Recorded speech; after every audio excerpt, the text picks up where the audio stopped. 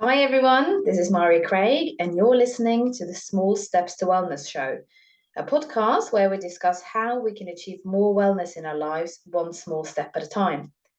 For the past 6 odd years, I've taken a special interest in nutrition and I've changed the diet of my family on its head. But as I've dived deeper into the world of nutrition, I have learned that health is so much more than just what we put on our plate. This is why on this podcast we will be talking nutrition, mental health, being in alignment, holistic health care, self care, raising children, and more. We will also be hearing stories of women's journeys to overcome trauma and what it has taught them on the way.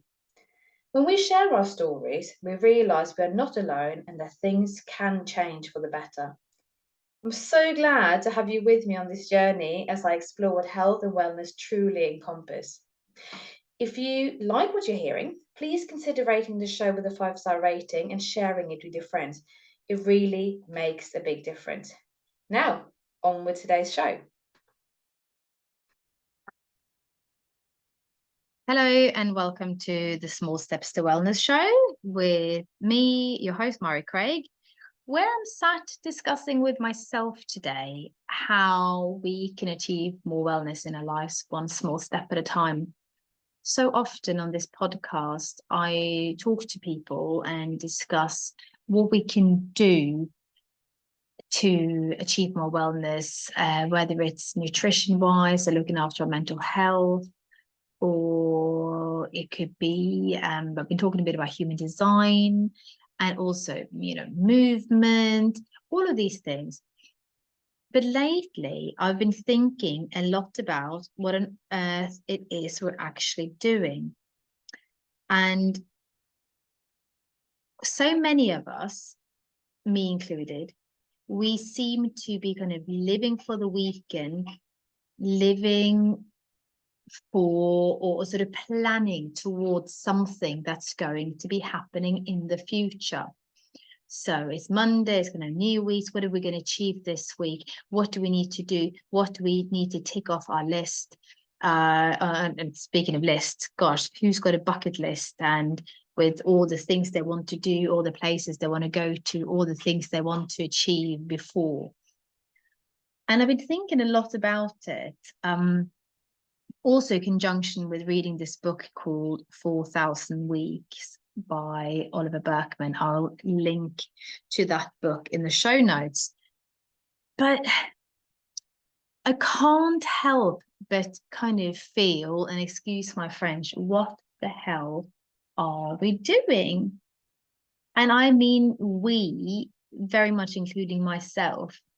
I look forward to 7 p.m. when I put the baby to bed, or I'm looking forward to the time that I've got now where he's napping, where I can actually do some things for me, or I'm looking forward to. And I think I'm not, different from a lot of people.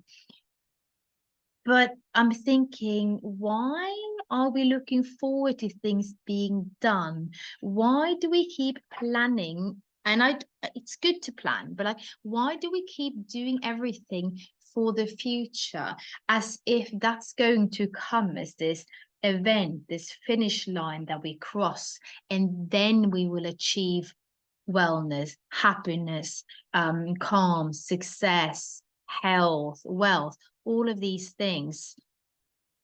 So in this book that I'm reading, a lot of this is being discussed, but then the discussion also then moves over to, because there's this whole, live in the now and the future is now and embrace every day, live, carpe diem and live the day to its fullest. But that as well, to me, brings a lot of stress about it, because it feels a little bit as if, again, we can't just sit down and chill. We have to be doing. We have to be seen to kind of be producing, because if not producing, we're not achieving, then we don't have success. I'd love to hear your thoughts on this, because it's kind of, I think we're all kind of a little bit messed up. Maybe it's that, you know, you don't have value.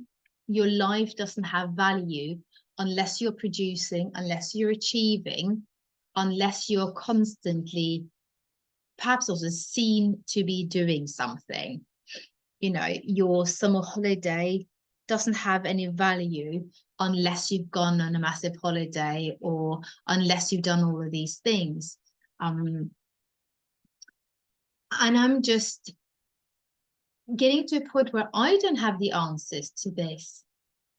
But reading this book, it also made me think, you know, you send your children to a nursery, you might do or you might not. And then they get to preschool and it's like, yes, we're prepping for school, we're prepping for reception, we're prepping for nursery school or whatever it is we're prepping for. And then it's like, oh, right, well, we're prepping for junior school now. And then it's, oh, we're prepping for our, I don't know, year 6 SAS, we're prepping for everything that's going to happen in the future. And we're kind of forgetting that the future is today, this very minute, that we're living. I wonder if it's creating unnecessary stress. I know that it certainly is for me, because we are so focused on everything that needs to be done, to be achieved. And it's a lot of, I think a lot of us, again, me included, are thinking, when this happens, then I'll feel a sense of achievement, or then I'll be happy, or then I'll be, you know, calm, or what have you. I watched, I think it was a reel on Instagram, and I think it was Mel Robbins, where she was talking to someone. And this person was saying, stop treating the laundry as if it's this achievement that you need to make. And, you know, the laundry is not going to go anywhere. It's just this cycle of, it's either washed or it's dried or it's dirty. It's either, you know, it's, and all your laundry is always just somewhere on that cycle. It's not this thing that we have to achieve all the time. It's not a tick box activity. And I just remember the face of Mel Robbins just going, wow, mind blown. And actually, it seems so simple, but it's so true. We treat everything as something to be done and dusted and finished so we can move on to the next thing, instead of, I guess, being present in what we have. This weekend, I went away and I met up with my dear friend that I've known since I was very little. And I wonder if the old me would have focused a lot on, you know, we need to see these things, we need to go there, we need to go out, we need to, you know, do all the things. And instead, our focus became wandering around, getting a really nice cup of coffee. We had a really nice hot chocolate, actually, from a fantastic place in Copenhagen, where the guy selling it was actually from New Zealand, and he was making hot chocolate with raw cacao. And it was this amazing, amazing hot chocolate. But our focus wasn't on doing or achieving or ticking or photographing everything so we had evidence of everything we'd done, which is what I probably would have done in the past a little bit more. But it was on the good conversations and the wandering around and the making sure we got enough sleep and taking a break and not having so many plans, so that when this raw cacao cafe all of a sudden showed up right in front of us, we were able to go, oh, let's just go in there.